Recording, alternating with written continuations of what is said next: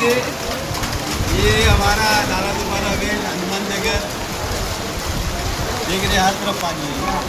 लोग पानी से परेशान, खाने से परेशान। सबसे बड़ी बात कि लाइट नहीं, नेटवर्क नहीं, कुछ भी नहीं, पानी भरा हुआ, खाने को कुछ भी नहीं रहा। बहुत परेशान है। जैसे मुंबई में नहीं, अपन गांव खेड़े में आ गए। दोस्तों नमस्कार। दोस्तों आज का दिन वसई विरार वासियों के लिए थोड़ा राहत भरा रहा। आज प्रकृति का प्रकोप रुक गया, लेकिन तब भी क्या वाकई में वसई विरार के वासियों को राहत मिली? यह सवाल बड़ा है। हम लगातार अपडेट दे रहे हैं और आप लगातार सब तरफ खबरें देख रहे हो किस तरह से वसई विरार पूरा जलमग्न है। पिछले 5 दिनों से लगातार जिस तरह से वसई विरार में भारी बारिश का दौर शुरू था, आज वो थम चुका है। आज सुबह से बारिश नहीं हुई है, लेकिन अब भी कई जगहों पर पानी भरा हुआ है। जल जमाव की स्थिति जस की तस है। वसई विरार महानगर पालिका प्रशासन की तैयारियों की बात करें तो पोल वही खुलती दिखाई देती है जहां आप महानगर पालिका मुख्यालय चले जाइए। महानगर पालिका का मुख्यालय भी तालाब का किनारा बना हुआ है। मुख्यालय जाने के लिए नाव का नहीं तो ट्रैक्टर का तो इस्तेमाल करना ही पड़ रहा है। आप तस्वीरों में विजुअल में देख सकते हैं, ट्रैक्टर में और जेसीबी में बैठकर मुख्यालय जा सक रहा है, नहीं तो मुख्यालय जाने की भी व्यवस्था नहीं है। अब आप ये सोचिए कि जिस वसई विरार शहर महानगर पालिका पर शहर के लोगों को राहत पहुंचाने की जिम्मेदारी है, वही वसई विरार महानगर पालिका खुद अपने आप को राहत नहीं पहुंचा पा रही है। साथ ही साथ अब कई जगहों से पानी निकलना शुरू हुआ है, लेकिन लोगों पर एक तलवार और लटकनी शुरू हो चुकी है। अब कई जगहों पर बिल्डिंग को खाली कराए जाने की नौबत आने लगी है। ऐसा ही एक विजुअल आप तस्वीर में देख सकते हैं। ये विजुअल है नाला सुपारा के तुलिंज का, जहां पर एक अति धोखादायक बिल्डिंग को खाली कराया जा रहा है। एक तरफ लोगों को 3-4 दिनों से जिस तरह से हालात में वो जी रहे थे, उन्हें मदद नहीं मिल रही थी, और अब रही से ही उनकी छत है वो भी उजड़ती दिखाई दे रही।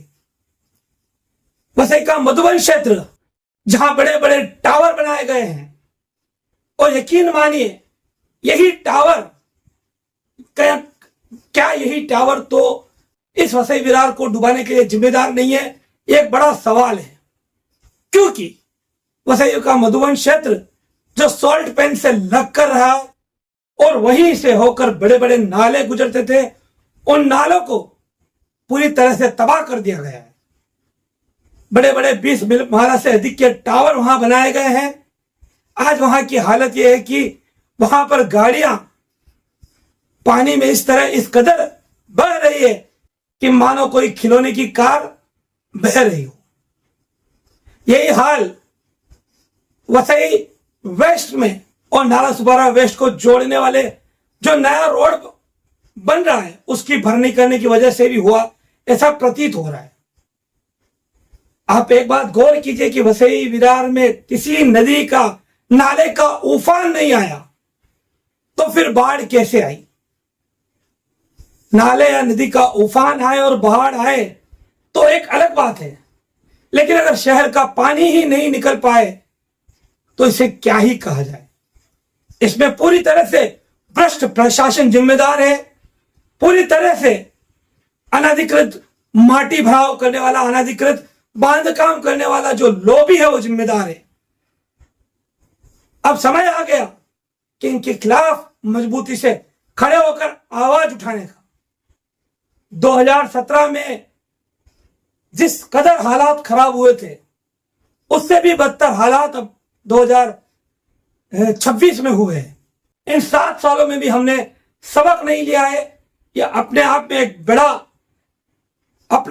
बड़ा तमाचा है खुद प्रशासन की तैयारियों पर।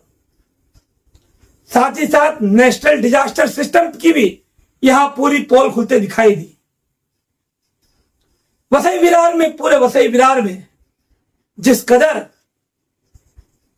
एक एक क्षेत्र में पानी भरा है।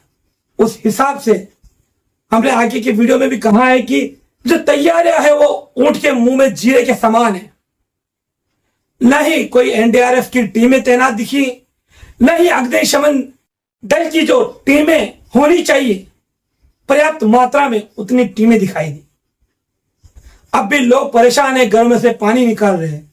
सड़कों पे चलते लोग अपनी जो परेशानियां वो बयां कर रहे हैं, वो आप वीडियो में आगे सुनेंगे उनकी खुद की जुबानी। तो ये पूरे इस हालात के लिए प्रकृति को हम जिम्मेदार मान रहे। प्रकृति अपने जगह पर जिम्मेदार है। 4 दिन की भारी बारिश थी, इससे हम डिनाई नहीं कर रहे हैं, इनकार नहीं कर रहे हैं, लेकिन कहीं ना कहीं यह भी मानना पड़ेगा कि प्रशासन पूरी तरह से विफल था, है, और आगे क्या उम्मीद कर सकता है प्रशासन की, यह अभी कहा नहीं जा सकता। हमारे महापौर खुद ट्रैक्टर में घूम रहे, दौरा कर रहे थे, लेकिन जनता के बारे में उन्होंने सोचा नहीं कि जनता को भी हम 2-4 ट्रैक्टर ही बंदोबस्त करके दे देता कि जनता को कोई फंसा हुआ हो, कोई अटका हुआ हो, किसी को यहां से वहां जाना पड़े तो पहुंचाया जा सके। ऐसा नहीं है कि महानगर पालिका ने कुछ नहीं किया, लेकिन महानगर पालिका का हमेशा की तरह ध्यान कुछ विशेष स्थलों पर होता है और वहां के लोगों को अधिक आवश्यकता होती है, हम ये बात मानते हैं, लेकिन दूसरी जगह पर महानगर पालिका पूरी तरह से विफल दिखाई दी। तो कहीं ना कहीं इस बारिश ने एक बार फिर वसई विरार महानगर पालिका की पोल खोल दी है। वसई विरार में होल्डिंग पॉइंट के बड़े बड़े बोर्ड लगाए गए, लेकिन होल्डिंग पॉइंट बनाए नहीं गए। कौन देगा जवाब? सत्ताधारी और विपक्षी एक दूसरे पे लांछन लगाने में व्यस्त रहते हैं, लेकिन अब क्या इसका कोई सॉल्यूशन निकालेंगे या आगे भी जनता को इसी तरह की परेशानियां उठानी पड़ेगी? यह सवाल बड़ा है। अभी तो नाला सुपारा में आंदोलन होने की जानकारी भी सामने आई। लोगों, नाला सुपारा वसई विरार कहने को तो एक महानगर पालिका है, लेकिन परिस्थिति ऐसी है कि इन शहरों का आपस में एक दूसरे से संपर्क पूरी तरह से टूटा हुआ हम कह सकते हैं। आम आदमी के बस में नहीं कि वो अगर वसई में है तो नाला सुपारा जा पाए, नाला सुपारा है तो विरार जा पाए या वसई आ पाए। ये कल तक की स्थिति थी। अब देखना यह है कि अब भी क्या महानगर पालिका कोई बड़ा कदम उठाएगी? अब भी क्या नीरी और आईआईटी के अहवाल की जो लागू करनी थी चीजें वो लागू कर पाएगी? ये सवाल बड़ा है। मैं एक बार फिर बोल रहा हूं कि हम ये मानते हैं कि इस बार प्रकृति का प्रकोप बहुत भारी था, लेकिन तब भी उसकी तैयारियां हमें पहले से करनी थी। इसमें हमारी तैयारियों में बहुत खामियां है, जिससे हमें भविष्य में सुधारने की आवश्यकता है। अभी भी जब मैं ये वीडियो बना रहा हूं तभी भी कई इलाके जलमग्न हैं, अभी भी कई लोग मदद की आस लगाए बैठे हैं। अब देखना यह है कि कब तक लोगों को मदद पहुंचेगी।